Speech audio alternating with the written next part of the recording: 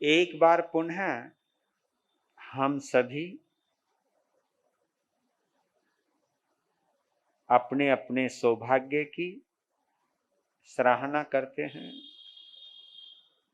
अपनी अपनी पुण्यवाणी की अनुमोदना करते हैं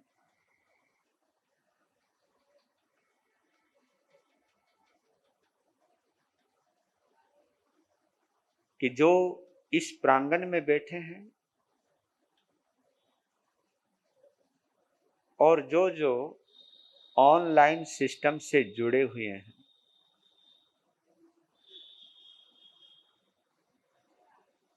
कि ये हमारा सौभाग्य है, अहो भाग्य है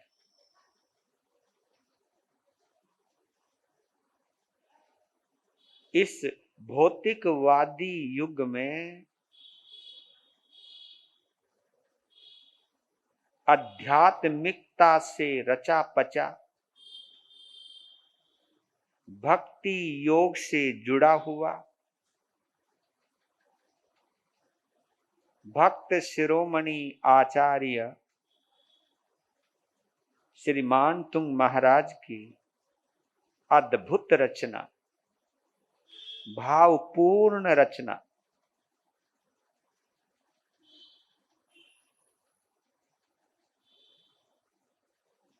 भगवान आदिनाथ को समर्पित चित्त की पुकार, जिसका नाम है भक्तामृत स्तोत्र,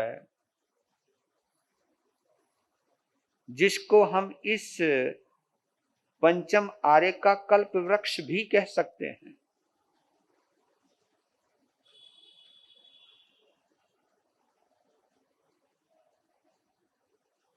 ऐसे अद्भुत भक्तिमय स्तोत्र भक्तामृत स्तोत्र से जुड़ने का और जोड़ने का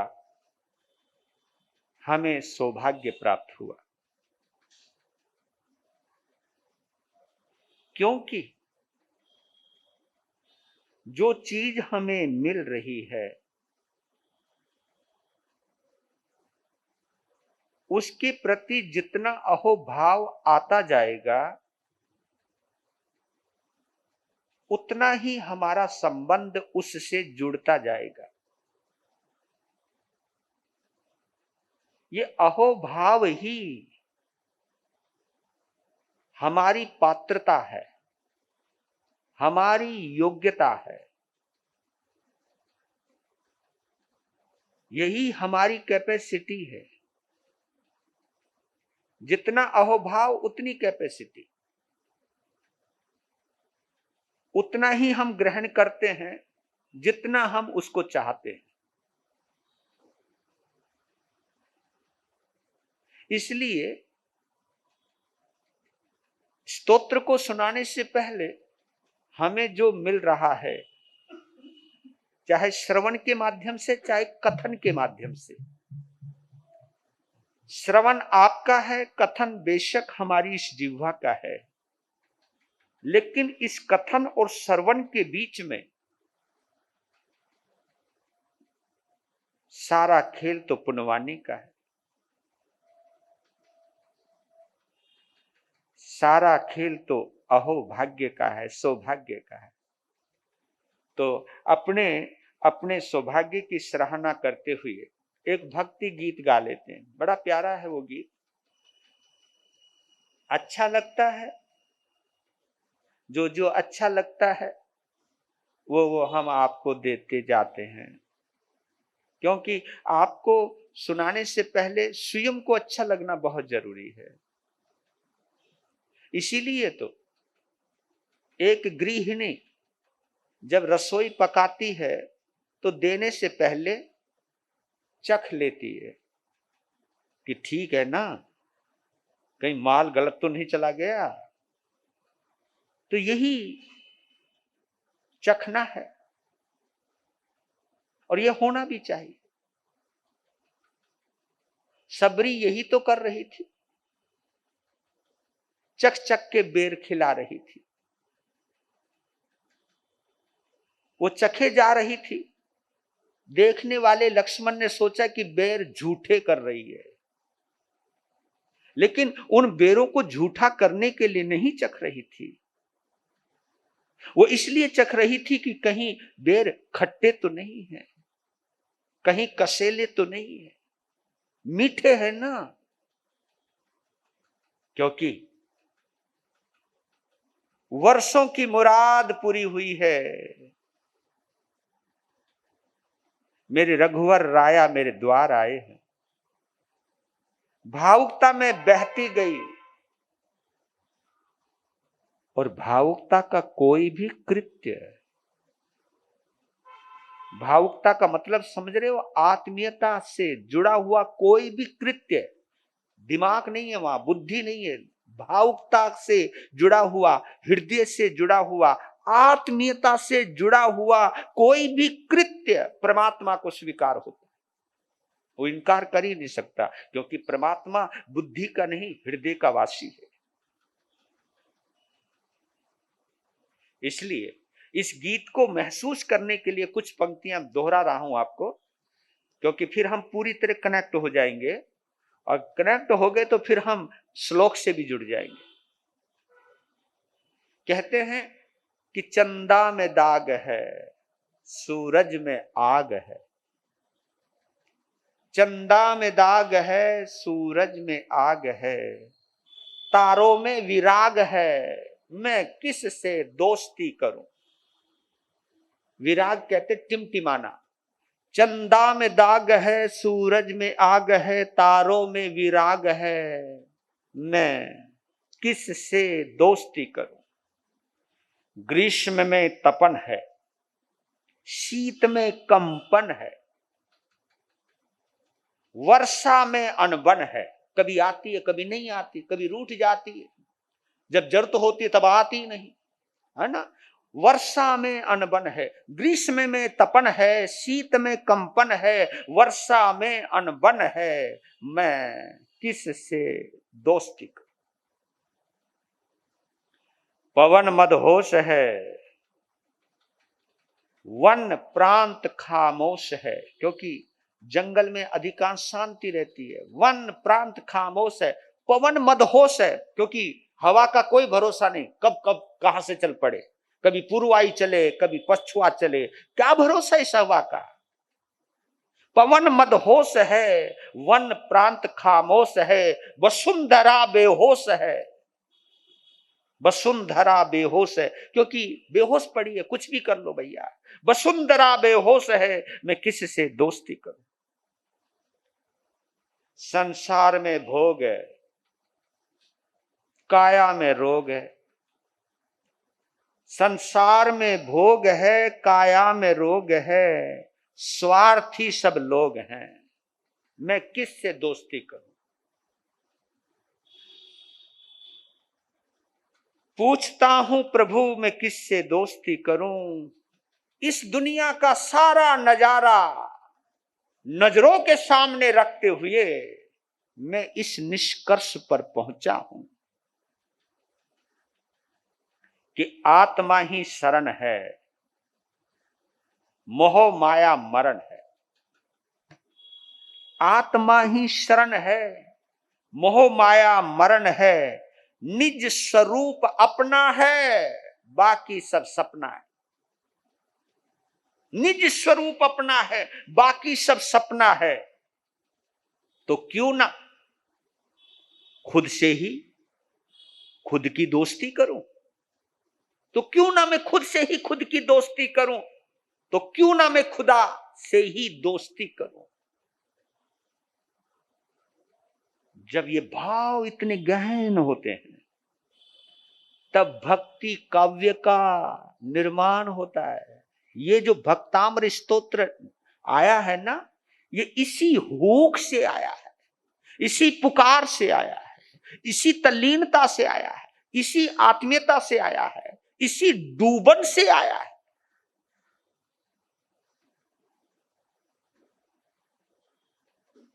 श्लोक में शब्द नहीं, दिल समाया है। चलो उसमें प्रवेश बाद में करें, पहले यहां सुन लेते हैं। हर सांस में हो, हर श्वास में हो, सिमरन तेरा यूं बीत जाए जीवन मेरा। हर श्वास में हो सिमरन तेरा यूं बीत जाए जीवन मेरा, यूं बीत जाए जीवन मेरा।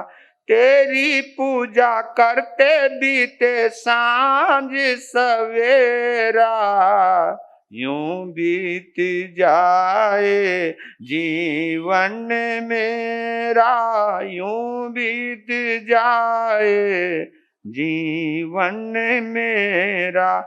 हर श्वास में हो सिमरन तेरा यूं बीत जाए जीवन मेरा, यूं बीत जाए जीवन मेरा।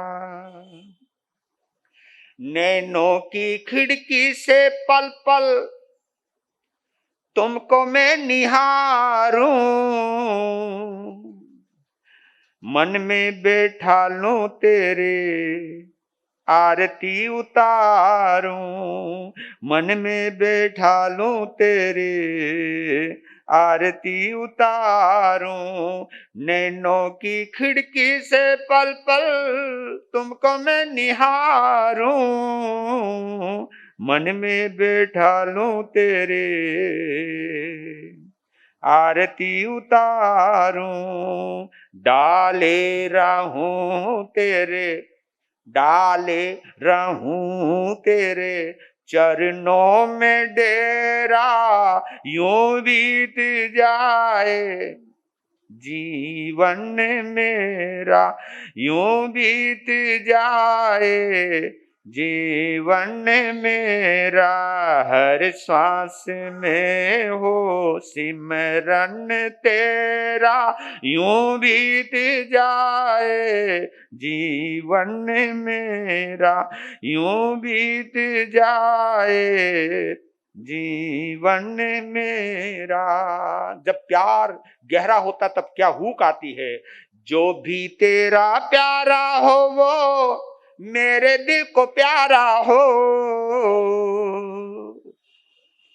जो भी तेरा प्यारा हो वो मेरे दिल का प्यारा हो।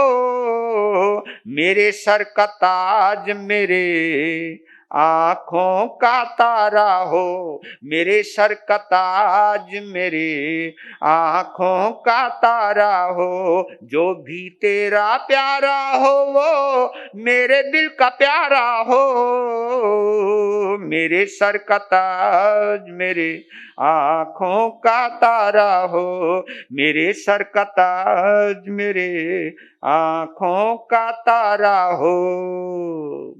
सब में निहारूं, सब में निहारूं रूप तुम्हारा, यूं बीत जाए जीवन मेरा, यूं बीत जाए जीवन मेरा।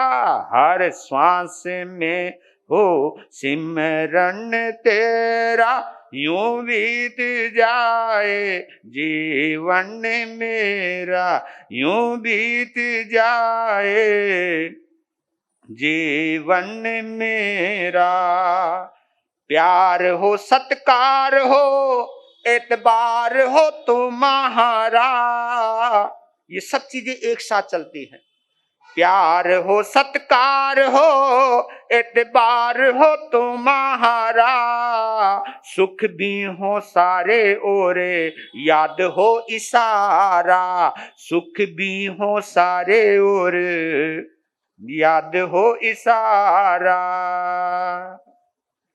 हो आत्मा पर हो आत्मा पर तेरा ही डेरा, यूं बीत जाए जीवन मेरा, यूं बीत जाए जीवन मेरा, हर श्वास में हो सिमरन तेरा, यूं बीत जाए जीवन मेरा, यूं बीत जाए जीवन मेरा, तेरी पूजा करते बीते सांझ सवेरा, तेरी पूजा करते बीते सांझ सवेरा, यूं बीत जाए जीवन मेरा, यूं बीत जाए जीवन मेरा, हर श्वास में हो सिमरन तेरा, यूं बीत जाए जीवन मेरा। ये है धड़कने जब अपने दिलवर से जुड़ती है। जब ये श्वासों की धड़कने या श्वासों में जब अपना मालिक समाता है, बसता है, सरसराता है, आता और जाता है, अंदर ही श्वासों के जरिए, श्वासों के जरिए, श्वासोश्वास के जरिए जब हम उससे जुड़ते हैं, अपनी श्वासों को उन्हें अर्पित करते हैं, तब जाकर के भक्ताम्र जैसा महाकाव्य अमृत कलश कल्प वृक्ष प्रकट होता है। पता नहीं आप लोगों का तो मैं नहीं कह सकता, लेकिन मैं गुरुदेव के सानिध्य की महिमा बोल सकता हूं, अपने भंते के सानिध्य का चमत्कार कह सकता हूं, इस आंगन की ऊर्जा कह सकता हूं।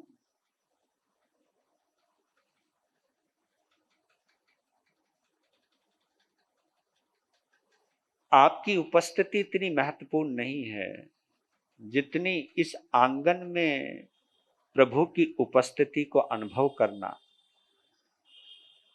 उनका उतरना, उनका वाणी में समाना, हृदय में समाना, दिल की लो लग जाना, ये इस आंगन का चमत्कार है।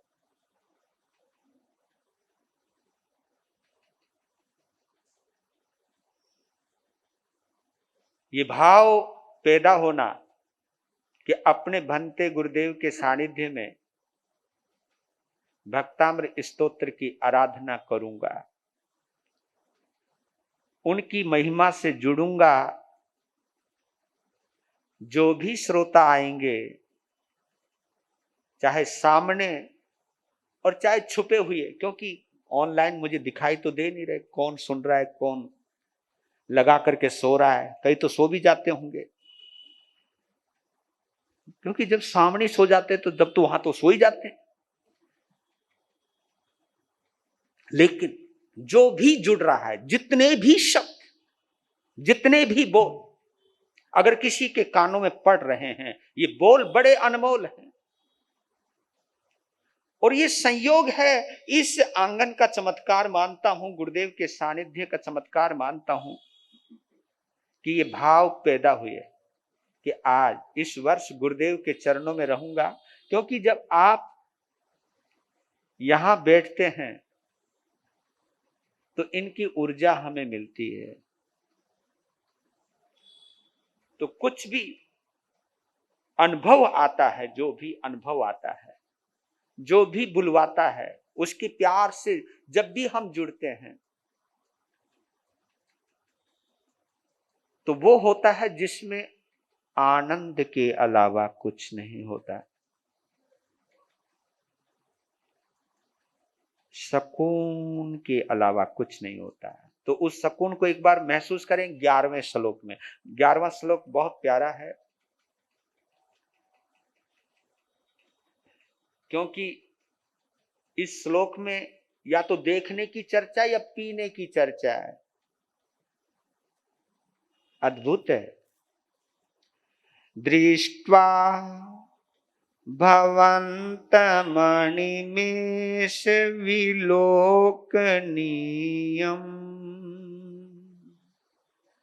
नान्यत्र तोषमुपयाति जनस्य चक्षुः पीत्वा पयः शशिकरद्युतिदुग्ध सिन्धु क्षारं जलं जलनिधिर्षितुं क इच्छेत् क्षारं जलं जलनिधिर्षितुं कः इच्छेत्। वाह, बोलिए श्री आदिनाथ भगवान की जय। दृष्ट्वा भवंत मणिमेष विलोकनीयम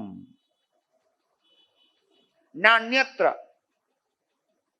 तोषमुपयाति जनस्य चक्षुः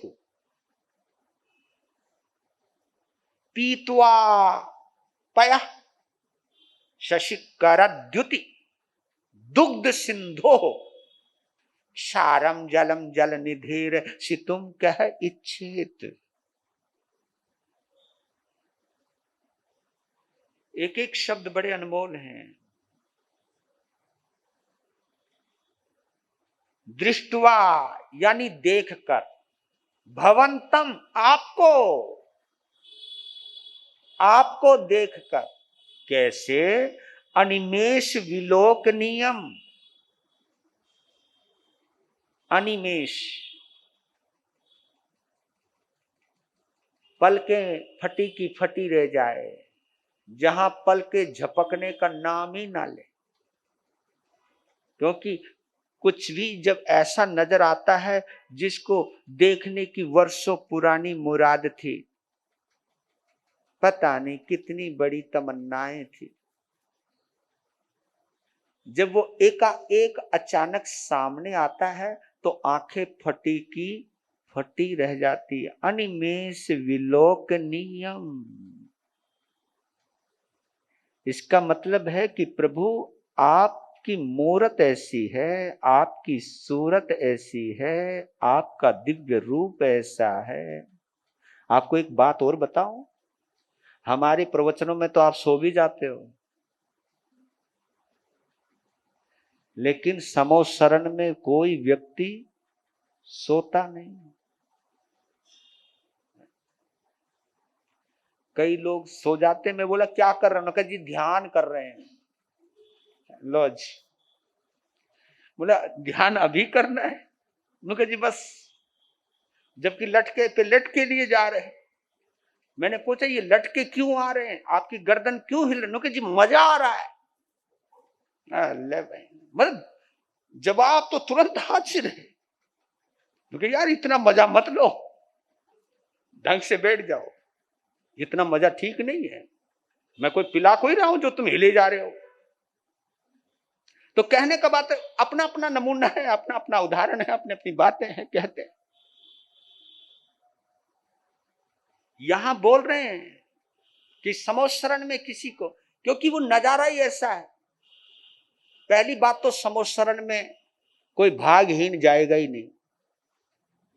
कितनी पुण्यवानी होगी उस व्यक्ति की जो किसी तीर्थंकर के समोसरण में जाता है, उस दिव्य समोसरण को देखता है। और समोसरण के अंदर आंख क्यों नहीं झपकती मालूम है? बताओ। एक तो सबसे बड़ी पहली बात, जो सबसे पहली बात है, उस समोसरण की रचना स्वयं देवता करते हैं। कौन करते हैं? देवताओं की पलकें झपकती हैं क्या? आपने आगे में पढ़ा हो, वहां एक नियम है कि उन देवताओं की पलकें झपकती नहीं। तो जिसका निर्माण स्वयं देवताओं ने किया हो, इंद्रों ने किया हो, तो उस समोसरण में आकर के किसकी पलकें झपकेंगी? ऊपर से त्रिलोकीनाथ समोसरण में विद्यमान वो दिव्य रूप, वो भव्य रूप, वो परम स्वरूप, उनको देखने के बाद तो गयो काम से, दुनिया ही भूल जाते हैं। एक समोसरण का और चमत्कार है, वो आगे भी आएगा इसमें, कि आदमी अपने 7 भवों को सामने देखने लग जाता है। 3 भव पिछले, 3 भव अगले और एक वर्तमान, तो सब कुछ उसे नजर आने लगता। क्योंकि अंधे नहीं देख सकते, सोने वाला नहीं देख सकता। देखना तो नेत्रों के जागरण का प्रतीक है। आंखें खुली हैं तो ही देख सकता है। तो बोल रहे कि दृष्टवा भवंतम अनिमेष विलोकनीयम, दृष्टवा भवंतम, आपको देखकर, तो आप जो हो, आप जो हो अनिमेष विलोकनीय हो। आप विलोकनीय कहते हैं देखने योग्य। कैसे? अनिमेष, बिना पलक झपकाए। हाँ, आपका स्वरूप, आपका रूप इतना अद्भुत, इतना दिव्य कि तुम्हें देखने के बाद पलक झपकना ही भूल जाती है। इसका एक और अर्थ है, दर्शनावर्णीय कर्म का कितना क्षयोपशम होता होगा जब हम किसी तीर्थंकर की मूर्त को साक्षात देखते। कौन सा कर्म?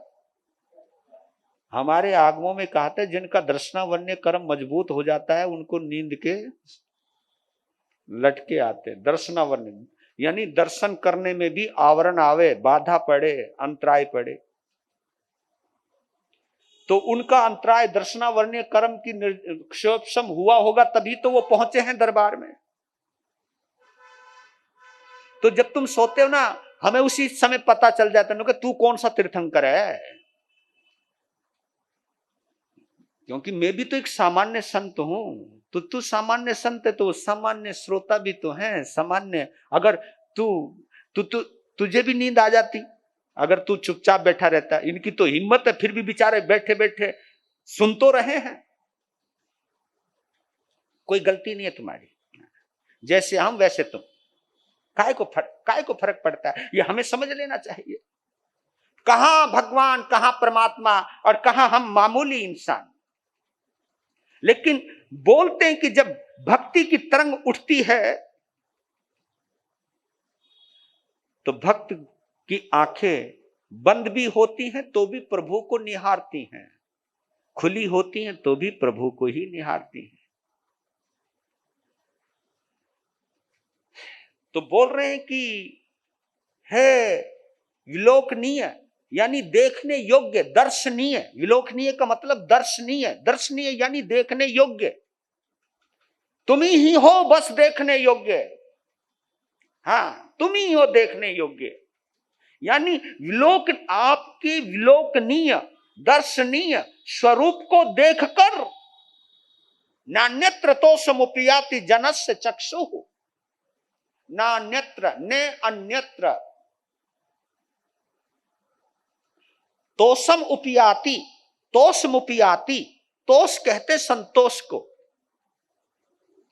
तोष कहते सुकून को, तोष कहते शांति को, है ना। किसी को देखकर दिल को तसल्ली मिल जाती है, तसल्ली, सुकून मिल जाता है। तोष, तोष से ही संतोष आया है। और इसलिए कहते कि संतोषी सदा सुखी। व्यक्ति वही सुखी है जो संतोषी है, और जो व्यक्ति संतोषी नहीं है वो दुखी है। असंतोषी सदा दुखी, लोभी सदा दुखी। तो कहते कि नान्यत्र तो समुपयाति जनस्य चक्षु। जनस्य यानी भक्त, जो भी आपको निहारने वाला है, जो भी आपको देखने वाला है। जनस्य चक्षु यानी आंखें, देखने वाले की आंखें। वो एक भक्त का, भक्त की ही आंखें बोल रहा है। लेकिन हम भी तो जन ही हैं, हम भी तो एक सामान्य लोग ही हैं। लेकिन आपको बताऊं, एक सामान्य व्यक्ति जब असामान्य विशेष व्यक्ति को निहारता है, दर्शनीय व्यक्तित्व को निहारता है, तो उस सामान्य व्यक्ति की आंखें भी असामान्य हो जाती हैं, अद्भुत हो जाती हैं। और यह अद्भुत इसलिए होती है क्योंकि सामने वाला अद्भुत है, सामने वाला गजब का है। यह तो आंखों का सौभाग्य है कि इन आंखों के साथ ऐसे दर्शनीय विलोकनीय प्रभु के दीदार लिखे हुए हैं। और मैं तो सोच रहा हूं कि उस जेल की कोठड़ी में, काली कोठड़ी में, अंधेरी कोठड़ी में, जहां हाथ को हाथ दिखाई ना दे, जहां हाथ को हाथ दिखाई ना दे, ऐसे अंधकार में एक भक्त हृदय ने परमात्मा को देख लिया।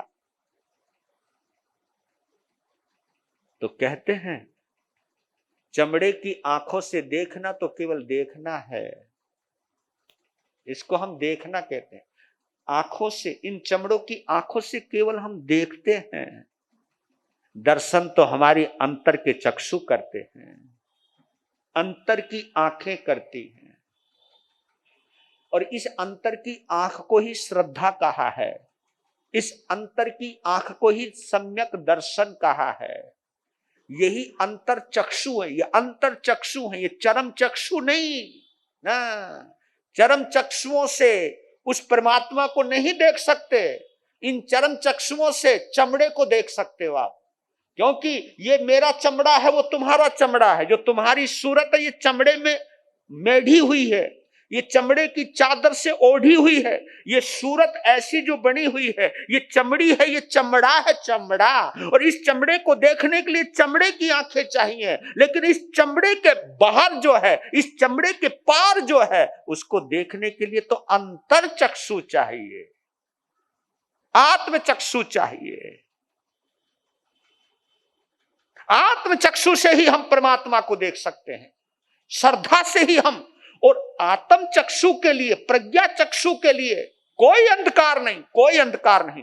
चमड़े की आंखें वालों के लिए अंधकार बना है, अंतर चक्षुओं के लिए कोई नहीं। तो सूरदास ने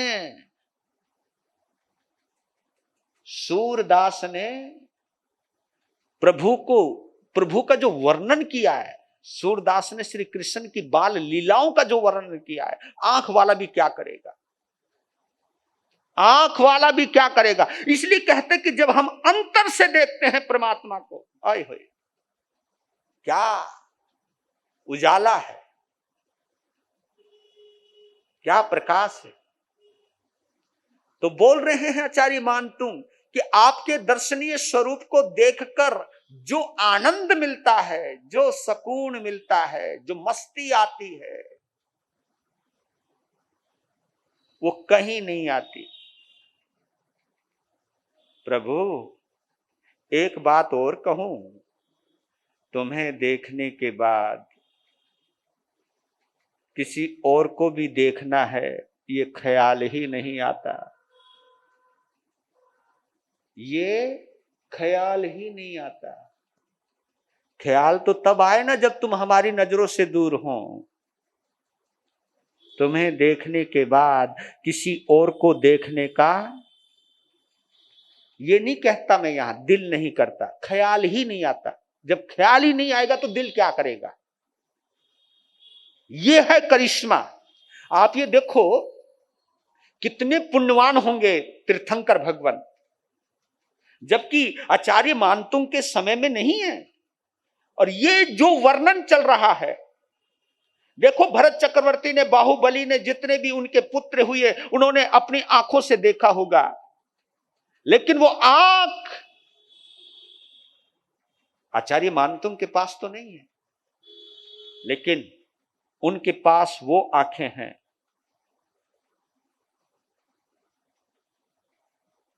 जो प्रभु की उपस्थिति में भी मरीचि नहीं देख पाया, जबकि उनके द्वारा वो दीक्षित हुए, उनके द्वारा दीक्षित हुए। लेकिन फिर भी वो देख, ठीक है भक्ति बहुत जबरदस्त थी, क्योंकि आखिर भक्ति बड़ी जबरदस्त थी, उसको मैं मना नहीं करता हूं, लेकिन जो चीज वो देख सकते थे वो नहीं देख पाए, क्योंकि कहीं ना कहीं शरीर बीच में आ गया, परिसह बीच में आ गया, दूसरों का ख्याल आ गया, अधूरा दर्शन प्रभु की उपस्थिति में भी, और ये प्रभु की अनुपस्थिति में भी, प्रभु की अनुपस्थिति में भी आचार्य मानतुंग प्रभु का क्या वर्णन कर रहे हैं। आपको एक बात बोलूं, बेशक से मैं उसका भी डिफाइन करता हूं, कभी उस चीज के बारे में सोचता हूं, राधा का प्रेम बड़ा या मीरा का प्रेम बड़ा? अगर हम उसमें जाएं, उसकी गहराई में जाएं, राधा बड़ी या मीरा? क्योंकि राधा तो कृष्ण के जमाने की है, मीरा तो हमारे जमाने की है, इसी जमाने की।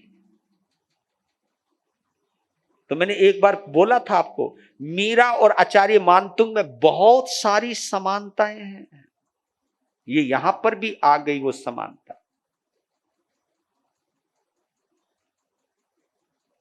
राधा ने कृष्ण की उपस्थिति में उनसे प्रेम किया, उनके अद्भुत व्यक्तित्व को देखकर दिल दे दिया, उनके ऊपर निछावर हो गई। लेकिन कहते हैं राधा को दीवाना बनाने के लिए श्री कृष्ण की उपस्थिति महत्वपूर्ण थी। वहां दीवाना होने वाला भी सामने था और दीवाना करने वाला भी सामने था।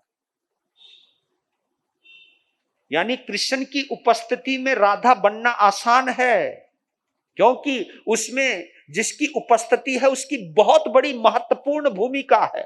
उनकी उपस्थिति में, उनकी जाहोजहाली में, उनके अद्भुत व्यक्तित्व, चमत्कारी व्यक्तित्व के बीच में चमत्कृत होना और उनको दिल दे देना, ये कहीं ना कहीं राधा से ज्यादा बड़ा खेल तो श्री कृष्ण का रहा। लेकिन श्री कृष्ण की अनुपस्थिति के अंदर मीरा बनने की कला केवल मीरा जानती थी। इसलिए कहता हूं कि राधा दीवानी हुई नेत्र ज्योति से और मीरा दीवानी हुई भाव नेत्रों से, अंतर नेत्रों से, अपने अंतर चक्षुओं से निहारा है।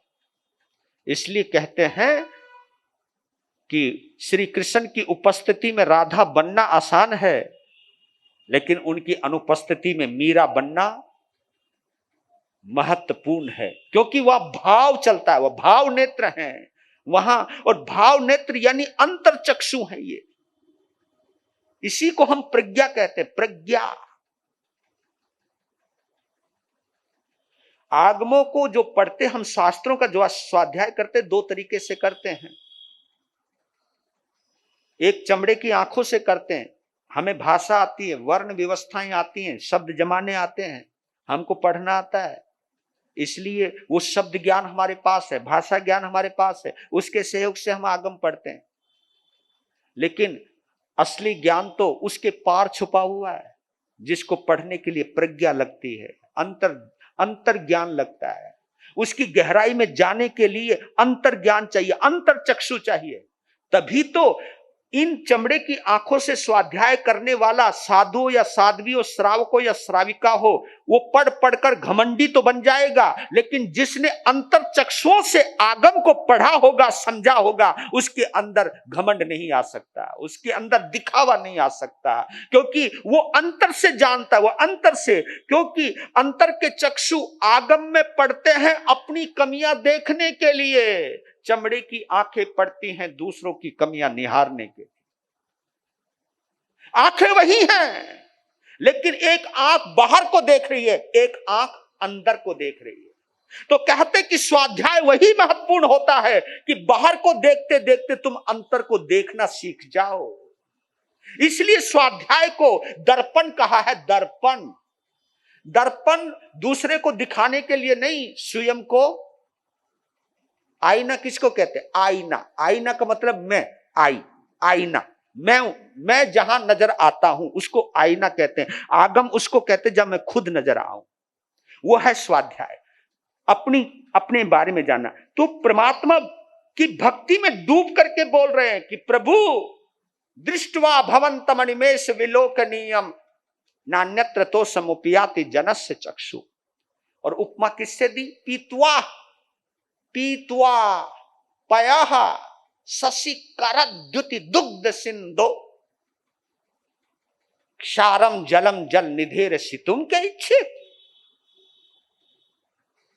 यहां दो शब्द बड़े महत्वपूर्ण है, एक दृष्टवा और एक पीतुआ। पीतुआ उदाहरण दिया, उन्होंने उदाहरण दिया कि किसकी हालत कैसे हो जाती है। एग्जाम्पल देना पड़ता है, समझाना पड़ता है। उपकार है आचार्य मानतुंग का कि कमाल है, क्या उपमाएं दी हैं आप लोगों ने, क्या क्या प्रतीक चुने हैं उन्होंने समझने के लिए। वो तो समझे हुए थे, हम जैसों को अल्पज्ञों को समझाने के लिए, महत्व बताने के लिए। परमात्मा का महत्व है, इसलिए मैं इस भक्तामृत स्तोत्र को इसलिए महत्वपूर्ण मान रहा हूं कि पता नहीं आचार्य मानतुंग परमात्मा को निहारते निहारते कहां तक पहुंच गए, कहां तक पहुंच गए और हमको कहां तक पहुंचा रहे हैं। नहीं तो अधिकांशतः हम भी फटाफट भक्तामर प्रणत मुनि मुनि प्रभाना हम भी पढ़ लेते, रोज की रोज पढ़ते हैं, हमें पता ही नहीं चलता कि अरे पढ़ते जाओ पढ़ते जाओ पढ़ते जाओ, आदिनाथ परमात्मा में उतरते जाओ। बहुत बिरला लोग होते हैं वो जो भक्तामर को पढ़ते पढ़ते भगवान आदिनाथ की अनुभूति करते। तभी तो कोई चमत्कार नहीं होता, क्योंकि हम शब्द रट रहे हैं। अरे शब्द रटना कोई बुरी बात नहीं, पर मैं आपको बतला देता हूं, इसका एग्जाम्पल एक और समझा देता हूं। शब्द कैसे? शब्द ऐसे ही है जैसे हमारा शरीर। क्या है? शरीर से हम शब्दों को उपमित करते हैं। शब्द ऐसे जैसे हमारा शरीर, और भाव ऐसे है जैसे इस शरीर में आत्मा। आत्मा की उपस्थिति में ही ये शरीर महत्वपूर्ण है। हाँ, अगर इस शरीर से आत्मा निकल जाए तो शरीर देखने योग्य ही नहीं रहता, छूने योग्य भी नहीं रहता, रखने योग्य भी नहीं रहता। जला देते, गाड़ देते, हटा देते, निकालो इस मुर्दे को निकालो। अब ये शिव नहीं है, शव हो गया है। ये जिंदा नहीं है, मर गया है। ये मर्द नहीं, मुर्दा हो गया है, जिसमें जान नहीं बेजान होता है। और जो बेजान होता है वो रखने योग्य नहीं होता। तो इस भक्तामृत स्तोत्र में शब्द तो हैं, लेकिन शब्दों के साथ एक भक्त के भाव भी हैं। जब शब्द और भाव आपस में मिलते हैं तो ये दोनों की संयोजना ऐसे जैसे शरीर और आत्मा। शरीर के बिना आत्मा और आत्मा के बिना शरीर, क्योंकि संसार की दृष्टि से आत्मा को भी शरीर चाहिए। आत्मा को शरीर लगता है अगर संसार में है तो। सिद्ध अवस्था की बात नहीं कर रहा हूं, सिद्धों के लिए शरीर जरूरी नहीं, लेकिन संसारी को तो शरीर चलेगा। 6 पर्याप्तियां भी चलेंगी भैया, वो पर्याप्त है पर्याप्त बात अलग है, लेकिन चलेगा भैया।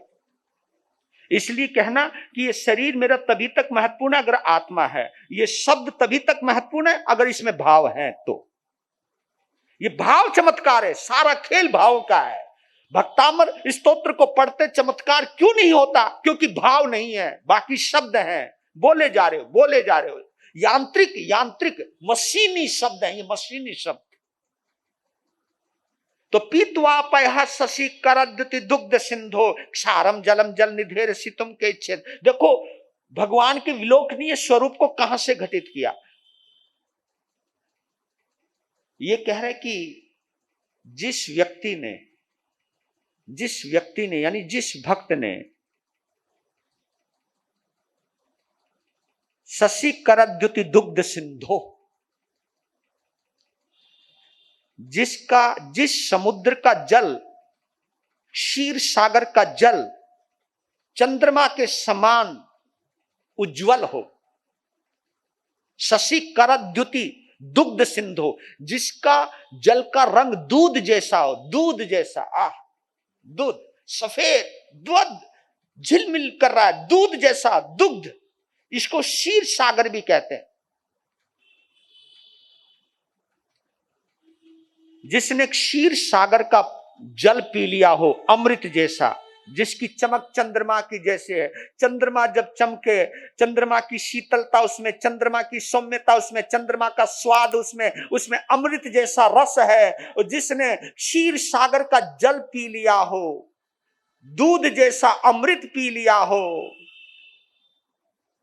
अब वो लवण समुद्र का खारा पानी कोई पीने चाहेगा? उसका कोई ख्याल आएगा क्या?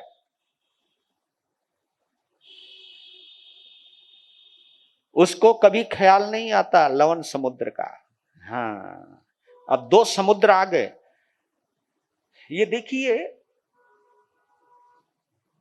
ये लवण समुद्र जिसको कहते हैं ना 7 समुद्र, ये जितने जो समुद्र नजर आते हैं हमको, ये सब खारे हैं। हाँ, खारे हैं, लवण समुद्र खारे हैं। और ये लवण समुद्र संसार का हिस्सा है। हाँ, संसार का हिस्सा है। और जो क्षीर सागर है वो 8वां सागर है। वो क्षीर सागर जिसके जल से तीर्थंकरों का स्नान होता है, जन्माभिषेक होता है, दीक्षा से पहले शरीर का अभिषेक होता है,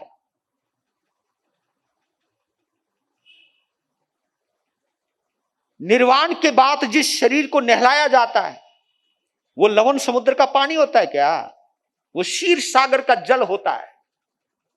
उनकी पहुंच है। हमें तो वो 8वां सागर तो नजर ही नहीं आ रहा। नजर तो तब आवे ना जे लवण समुद्र पार हो किसी तरह। लवण समुद्र तो पार हो नहीं रहा हमसे। क्षीर सागर मिलेगा कहां हमको? लेकिन ये देखिए, भक्ति की आंखों से देख लिया है क्षीर सागर भी। यही तो कह रहा हूं कि प्रभु के साथ, प्रभु से जुड़ी हुई हर चीजें जुड़ती चली गई। अरे परमात्मा से क्या मुलाकात की मैंने, परमात्मा से मिलते ही सब चीज वो मिलने लग गई जो परमात्मा से जुड़ी हुई थी। हमें संसार से वही चीजें मिलती हैं जो संसार में रहती हैं। अगर हम संसारिक लोगों को पसंद करते हैं तो संसारी चीजों को भी पसंद करते हैं। संसारिक लोगों के साथ संसार ही मिलता है, परमात्मा के साथ वो मिलता है जो परमात्मा को मिला हुआ है, परमात्मा जिसका अनुभव कर चुका है। अद्भुत कि जिसने क्षीर सागर दूध जैसा अमृत का पान कर लिया हो,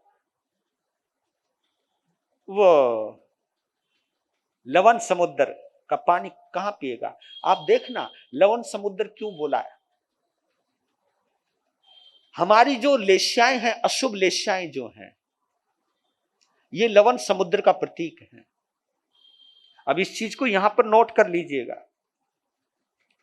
ये भक्ताम्र स्तोत्र एक ऐसी चीज है कि भक्ताम्र स्तोत्र की साधना करते करते हमारे अंदर शुभ लेशाएं आनी चाहिए। जब शुभ लेशाओं का उदय हो जाएगा, शुभ लेशाएं आ जाएंगी, परमात्मा की मूरत जैसी उतरनी शुरू होती है, वैसी हमारी लेशाएं भी शुभ होनी शुरू हो जाती हैं। और जैसी शुभ होनी शुरू हो जाती हैं तो हमें वही आनंद आने लगता है। जैसे कहते ना भाई, आज तो भाई मस्ती आ गई, आज तो भक्ति में मजा आ गया। वो जो मजा है, जो आनंद है, वो क्षीर सागर का जल है। अगर भगवान के पास भी तुम दुनिया का रोना ही रोते रहोगे, यानी कोशिश तो तुम्हारा, मैं कभी कभी सोचता हूं, अरे हमसे अच्छा तो इंद्र है जो कम से कम क्षीर सागर के जल से परमात्मा का स्नान करवाता है। हम तो भगवान का भी स्नान लवण समुद्र से ही करवा रहे हैं, वही खारा पानी उसके ऊपर डाल रहे हैं, क्योंकि जैसा पानी है वही डाल रहे हैं हम भी। भगवान से भी क्या क्या चीज मांगते रहते हो आप लोग। भगवान से स्वार्थी बनकर उसकी पूजा करना, अशुभ लेशाओं के साथ उसके दरबार में जाना है। इसलिए हमें परमात्मा के स्वरूप का आनंद नहीं मिल पाता है। परमात्मा का जो, मैं सच कहता हूं भाई बंधु, उसकी एक छोटी सी झलक मिल जाए ना तीर्थंकर गोत्र के बीच में, क्षण लव, एक क्षण के लिए भी परमात्मा का दिव्य स्वरूप में उनसे जुड़ने के बाद हमारे भाव प्रशस्त हो जाएं, लेशाएं शुभ हो जाएं, भावनाएं उदार हो जाएं, दृष्टि उदार हो जाए। भक्ताम्र स्तोत्र का पाठ करने वाला चाहे साधु हो, चाहे साध्वी हो, चाहे श्रावक और श्राविका है, लेकिन फिर भी अगर वो भेदभाव कर रहा है तो उसने अभी भक्ताम्र स्तोत्र की आराधना नहीं की।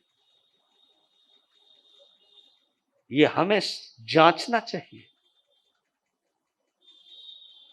कि तू अगर संत बना है, तू अगर श्रावक बना है, तो क्षीर सागर का जल पीने के लिए बना है। लवण समुद्र का पानी तो वैसे भी पीने, अगर मुंह में चला भी जाए ना लवण समुद्र का पानी, बताओ रखते हो क्या? अगर उसमें ज्यादा देर तक खड़े रहोगे तो ये शरीर भी गल जाएगा और नई बीमारियां लग जाएंगी। लेकिन वो जल है जो रोगों को भी दूर कर देता, क्षीर सागर वो है। यानी शुभ लेशाएं अगर हमारे जीवन में आ जाएं तो शुभ लेशाओं से ही कई बीमारियां खत्म हो जाती हैं। हमारी बीमारियां अगर खत्म नहीं हो रही हैं तो इसका एक बड़ा प्रमाण पत्र है कि हमारे भाव अच्छे नहीं, हमारी लेशाएं अच्छी नहीं हैं। क्योंकि ये तन है ना, मन से कनेक्टेड रहता है, मन से। और मैं जब पढ़ रहा था, चिकित्सा शास्त्र में पढ़ रहा हूं कि शरीर के रोग तो 8-10 ही होते हैं, बाकी तो सारे रोग मन से ही शरीर में रोग आते हैं। और इसलिए बोला जाता है, बेशक से बोलते थे sound body in sound mind, but लेकिन कहने को हम एक चीज कहते हैं, जिसका मन स्वस्थ है उसके शरीर से रोग निकलने शुरू हो जाते हैं। तो स्वस्थ मन से जो भक्ताम्र स्तोत्र की साधना करता है उसके कष्ट मिटते हैं। ये नहीं रुग्ण चित्त से हम इसकी साधना करें और हमारे रोग मिट जाएंगे, नहीं। जैसे कहते हैं कि हर दवाई के साथ उसका एक परहेज होता है, परहेज कि ये दवाई खाओ तो ये खट्टाई का त्याग, ये खट्टे का त्याग और ये इसका त्याग। तो इसलिए बोला जाता कि हर, आयुर्वेद की बात बता रहा हूं, आजकल तो आयुर्वेद में इतना नहीं रहा क्योंकि लोग एलोपैथी को ज्यादा पसंद करते हैं। बताओ क्यों पसंद करते हैं, बताना भाई जरा, एलोपैथी क्यों पसंद आती है आपको? आपको एलोपैथी इसलिए पसंद आती है उसके साथ कोई परहेज है नहीं। परहेज तो उसका भी है लेकिन डॉक्टर बताते नहीं, वो जानते हैं अगर ये परहेज करेगा तो मेरे पास आएगा ही नहीं, हमारी दुकान चौपट, इसलिए वो बताते हैं कुछ ही खा दवाई ले, कुछ ही खा दवाई ले। लेकिन पहले जो आयुर्वेद के वेदाचार्य होते थे कहते थे 100 दवा 1 परहेज। परहेज का मतलब जानते हो कि ये चीज छोड़ दो, आप स्वस्थ हो जाओ। और जो स्वस्थ होना चाहता है वही परहेज करेगा। तो इसलिए मैं अद्भुत नमन करता हूं कि बोल रहे हैं कि जिसने क्षीर सागर का जल पी लिया हो वो लवण समुद्र का जल कहां पिएगा। जिसने वीतराग स्वरूप को निहार लिया हो वो फिर अपनी संसारिक इच्छाओं की पूर्ति के लिए संसारिक देवी देवताओं के चक्रों में क्यों पड़ेगा, क्यों मंत्र तंत्रों के चक्रों में पड़ेगा। मुझको ये दे दो, वो दे दो, ये गंडा, ये ताबीज, ये तंत्र, ये उन चक्रों में क्यों पड़ेगा। अगर पड़ रहा है तो ये समझ लेना कि अभी हमारी अशुभ लेशाएं प्रचंड अवस्था में चल रही हैं। मोहनीय क्रम बड़ा प्रभावशाली हो रखा है, उसकी वजह से ही हम इधर उधर भटकन में भटकते रहते हैं। आचार्य मानतुंग आदिनाथ परमात्मा के माध्यम से हमारी भटकन को रोकना चाहते हैं। कहा कि देख तेरे पास क्षीर सागर है, तू काहे को लवण समुद्र के चक्कर में पड़ा हुआ है। धन्य हो। बोलिए आचार्य मानतुंग महाराज की।